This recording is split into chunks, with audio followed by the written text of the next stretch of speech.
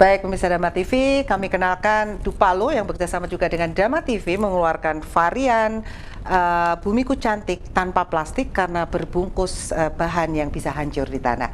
Semoga ini menjadikan sebuah kesadaran baru bagi kita semua dan kita mulai dari Dhamma TV untuk peduli, untuk menyadari bahwa plastik sudah seluas Indonesia di samudera dunia ini. Baik pemirsa Dhamma TV, kita mulai dari sesuatu yang kecil seperti peduli dengan bungkus-bungkus ini dan tentunya nanti akan menjadikan sebuah kesadaran yang lebih besar.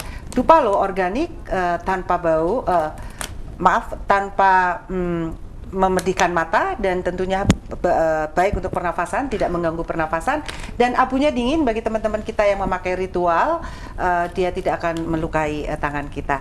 Baik dia tidak mengandung resin dan tentunya bisa dibeli di Dhamma TV, Anda bisa lihat atau mungkin Anda telepon dulu, bisa Anda dapatkan dengan harga 30.000 dengan 108 batang. Ini bahkan lebih murah dari yang ada di pasaran di sana. Baik pemirsa Dhamma TV, ini ada candana ya, cendana kita juga enak, ada candan, ada cendana, ada kelor. Ada teratai juga yang berbaunya lumayan keras ya, teratai itu juga banyak disuka. Baik Pak Jayus, tadi kita ngomong apa ya?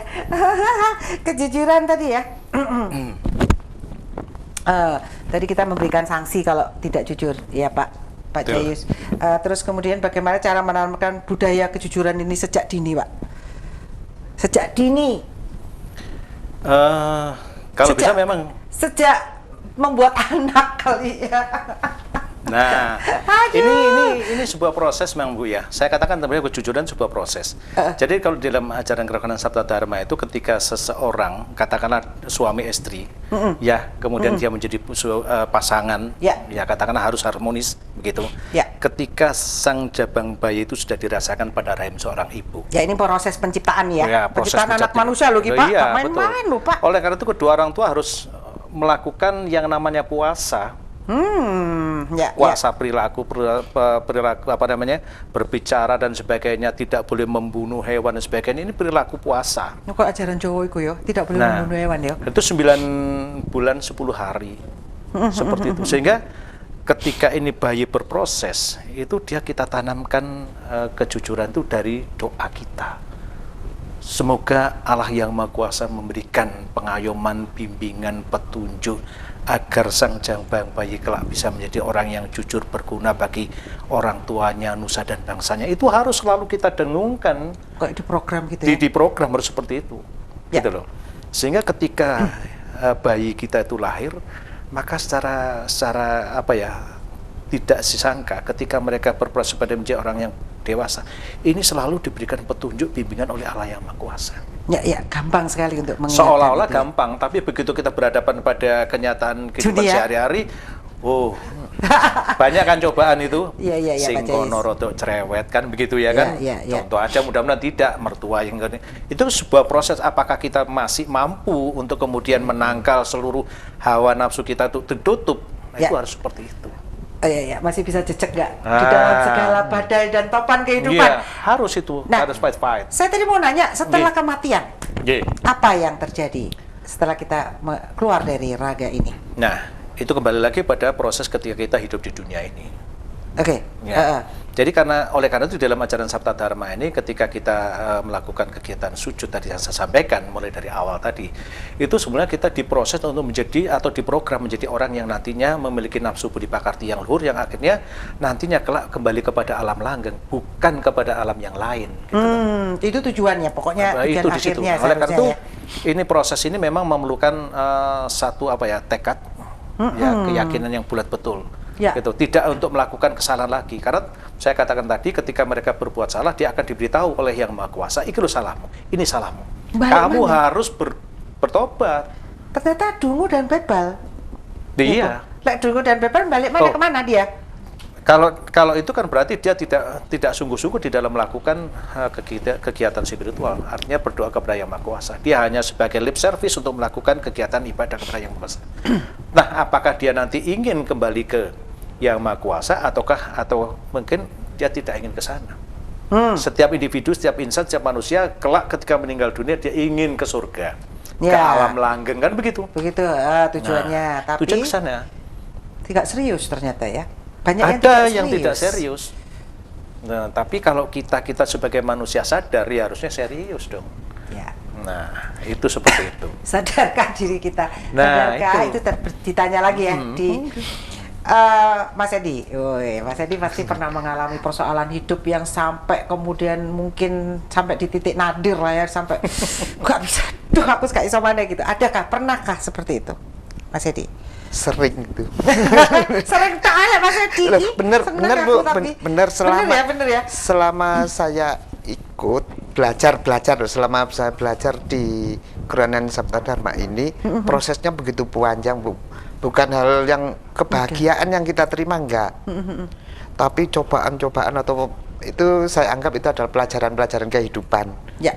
Kalau dulu saya menganggapnya itu apa aku gak terima apa gitu, tapi setelah kita tahu itu adalah proses kehidupan untuk mencapai memayu hayu bagyo bawono itu tadi. Memang harus ada proses-proses seperti itu, Bu. Peristiwa apa yang sampai mentok gitu, udah nggak bisa mikir gitu kan, orang tuh masih dikasih pikiran mikir terus kan, terus udah mentok, wis pasrah, wis aku wis gitu. Ada nggak suatu titik seperti itu? Nggak sampai juga, enggak. Nggak sampai juga ya? Nggak sampai, tapi terus nggak so mikir ngono. Setiap ada itu sepertinya seperti diarahkan, ada yang nuntuni gitu loh. Jadi nggak sampai yang apa yang saya alami, yang pengarah itu sampai saya kehilangan habis pikir sampai mentok, itu enggak.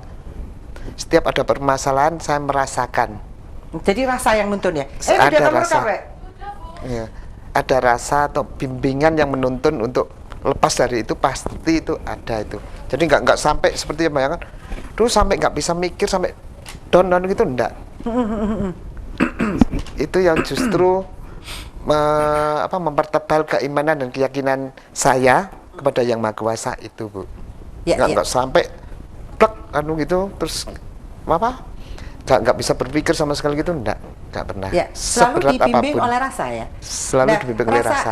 Apakah ada kemudian faktor lain, misalnya ada teman yang kemudian membantu dengan sendirinya seperti itu kah? Nah, ya itu nggak harus dengan rasa yang gitu, enggak. Tapi jalannya macam-macam. Ya? Pertolongan dari Tuhan atau Allah itu tadi berupa dilewatkan dengan melalui apa, teman, saudara itu ada. Jadi berapa tahun penjenengan sujud itu tadi? Mulai 91 sampai sekarang 27-an. Iya, lama sekali ya. 28, iya. Dan itu sekarang apakah sudah menemukan kebahagiaan, ketenangan? Puji syukur kami bisa merasakan kebahagiaan. Ya, tinggal ketekunannya untuk semakin menghayati. Dan apa perbuatan untuk masyarakat, Mas Edi? Nah, untuk menunjukkan buah dari bahwa saya itu benar-benar menghayati ajaran ini adalah dari perilaku tadi itu. Kebetulan untuk di masyarakat, kemudian kami di masyarakat, kami berdua, maksudnya sekeluarga itu aktif di kegiatan-kegiatan sosial. Kegiatan sosial, baik itu lintas agama, lintas iman, itu tetap terjalin. Nah, gitu. Kegiatan mijet sosial ada nggak? Ada. Itu harus dasarnya itu memangnya. Dari situ ya. Iya, terapi sosial. Terapi sosial ya. Ya. Wah, luar biasa. Itu malah menimbulkan kebahagiaan ya, manusia ya. Iya. Wajahnya sudah bahagia kok ternyata. Pak Jayus, gimana Pak Jayus? Kegiatan apa? Katanya begini, ada kata-kata gini, kita kan makhluk sosial. Jadi kita harus punya jiwa sosial baru kita bisa bahagia. Ya. Jadi kami di Kerohanian Sabta Dharma ini memang sudah bergabung dengan teman-teman Gus Durian, dengan Lintas Iman, dengan Forum Komunikasi Antar Umat Beragama dan sebagainya di situ. Dan kegiatan sosial kita itu salah satunya adalah mungkin kita kemarin beberapa waktu yang lalu kita juga dengan teman-teman dari Jawa Timur itu melakukan kunjungan ke teman-teman saudara kita di Siak. Ya, pada saat bulan puasa, kita berbagi dengan mereka. Karena ya mohon maaf, bukan penderitaan, bagian permasalahan mereka adalah bagian kecil dari permasalahan kita juga. Kita harus melakukan, katakanlah, saling tolong menolong. Kita harus peduli dan sebagainya, itu bagian dari kegiatan kita. Dan ketika terjadi kegiatan terjadi gempa bumi di Lombok Utara, kita memberikan bantuan. dan sebagainya. Itu bagian dari kepedulian kita terhadap sesama. Toleransi. Ya, toleransi kita terhadap sesama. Itu Toleransi. yang tidak boleh dielakkan bagi kehidupan seorang insan sabda dharma seperti itu.